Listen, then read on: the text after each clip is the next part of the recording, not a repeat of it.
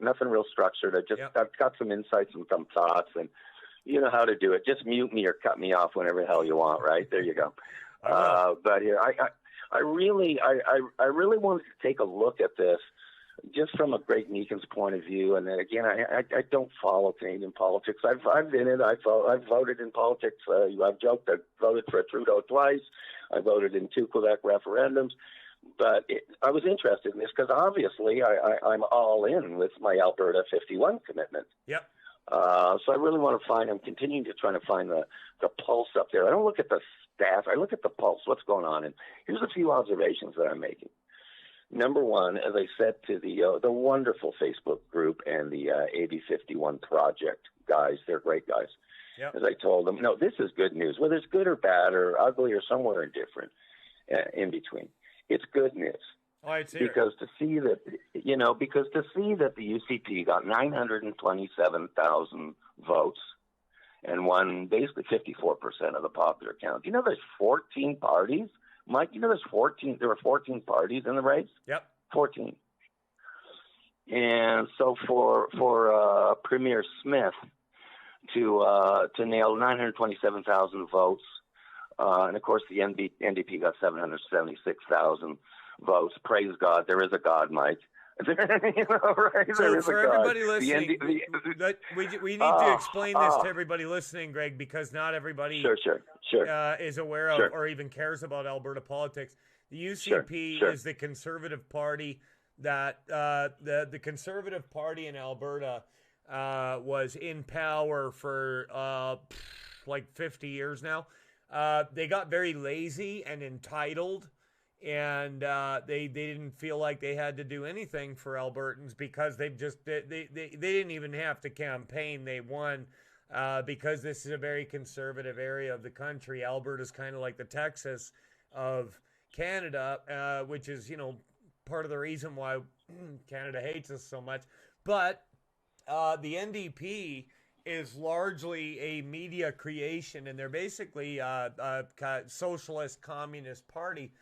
And so what happened was the NDP traditionally only got maybe 6 voters nationwide, but the media would keep reporting on them like they were a legitimate thing, even though nobody cared about them. Well, sooner or later, they were kind of on people's minds, and so they, we had Gord Kessler on the other day who was sitting opposite Grant Notley, Rachel Notley's father, who is now the head of the NDP, and they rose through from obscurity due to the media, and they won a punishment vote in Alberta because people were so angry with the do-nothing conservatives that we had forever and ever since back to the social credit days. But that's kind of the backstory. So now I live in Beaumont,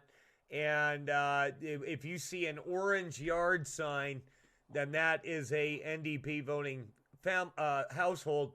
If you see a blue one, that is conservative, right? And see, you know who the real winners are every single election? The sign makers. Graphic artists are the real winners of every election because you see these signs printed everywhere, and it's like pollution.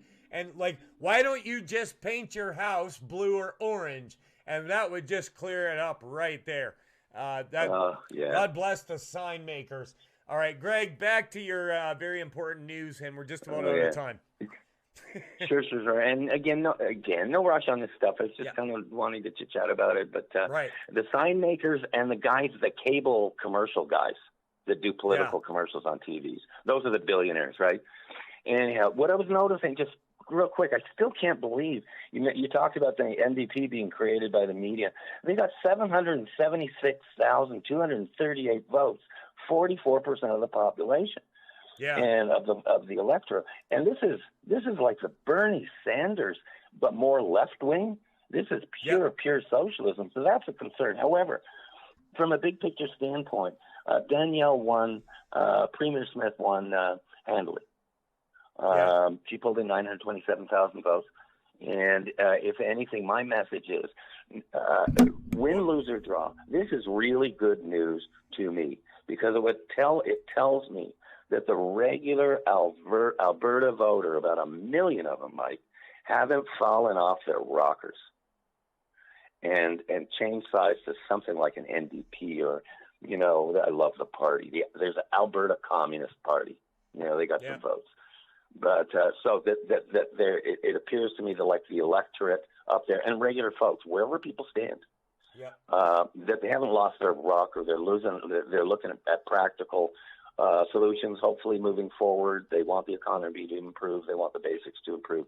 But it segues right to, there won't be time right now, we'll talk in another segment, of what my take is on the referendum that we're running, because I'm now comparing. But so Albertan voters are not off their rocker. They're great. They voted for a real nice gal. I like Danielle Smith. I do. I don't think there's any future. As you know this. I don't think there's any future whatsoever for Alberta politics because there's not enough seats. There's not enough seats within Canada.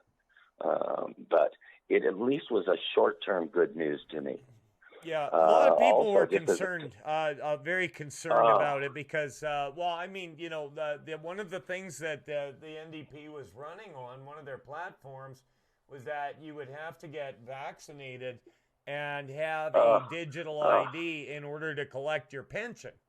And so this was coming up with some of the people that I knew. And ask Jamie Foxx how that works out, but... Anyway, go on, Greg. You know what? Do you want to go into our commercial break and then finish your thought, or do you want to finish it up before? No. Let's not rush today. Go at the commercial break. Let's do it. And let's catch it up because this is good. We got some time here as usual. That's why I like long form radio, Mike. Yep. We don't have to rush. All right. So there you go.